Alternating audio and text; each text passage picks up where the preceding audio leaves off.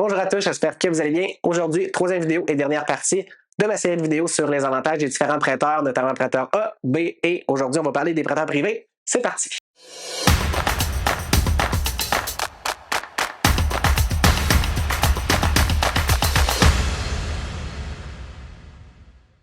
Pour moi, il y a deux très gros avantages à faire affaire avec un prêteur privé. Le numéro un, ça va être super simple, c'est la rapidité.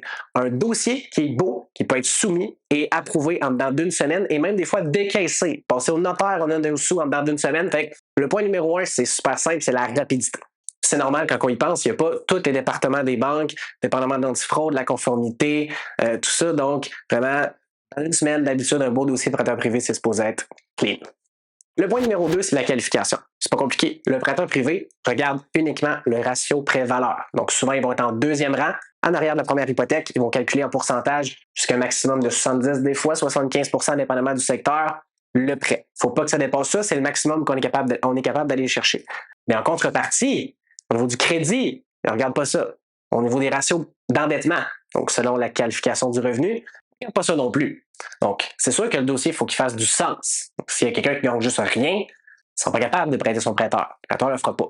Mais s'il gagne quelque chose, ça fait juste pas assez longtemps qu'il est à sa job, il est en probation, tu sais, des petites niaiseries qui peuvent faire qu'un dossier ne passe pas à une banque A ni B, et là, le dossier de prêteur privé, il va l'accepter. La seule chose, c'est qu'il va demander une stratégie de sortie qui va coordonner avec le terme. Donc, si c'est un terme de 1 an, il va me demander, Jean-Mathieu, dans 1 an, tu sais, comment tu vas faire pour le sortir, dans 2 ans, ainsi de suite. Quand je dis sortir, petite parenthèse, on parle vraiment d'un refinancement hypothécaire dans une autre institution financière pour pouvoir payer le prêteur privé. Maintenant, je vais vous expliquer dans quel cas de figure on va utiliser un prêteur privé. Parce qu'on s'entend que si on est capable d'utiliser d'autres choses, un prêteur A ou B, on va le faire. Mais souvent, c'est pour des situations qui sont temporaires, en fait, pour pas dire tout le temps. Parce que moi, je ne fais pas de dossier avec des prêteurs privés sans être capable de sortir dans 1 an ou 2, de refinancer. Quand je dis sortir, ça veut dire refinancer.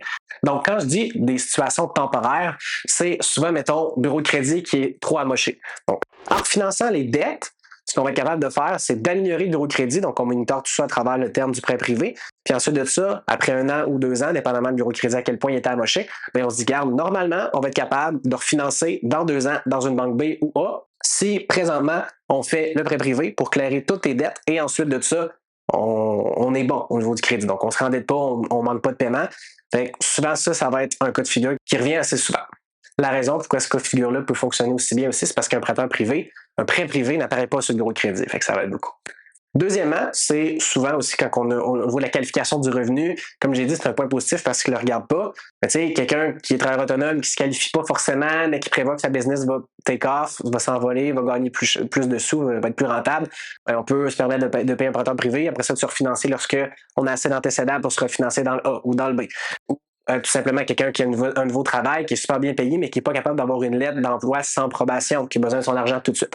Donc, il peut y avoir quand même plusieurs cas de figure qui font qu'au niveau de la qualification du revenu, on a un bon revenu, assez bon pour payer le prêteur privé, mais on n'est pas capable d'avoir la documentation nécessaire ou de justifier pour avoir un prêt ailleurs. Donc, dans ces deux cas de figure-là, c'est les plus communs, mais il peut y en avoir d'autres aussi.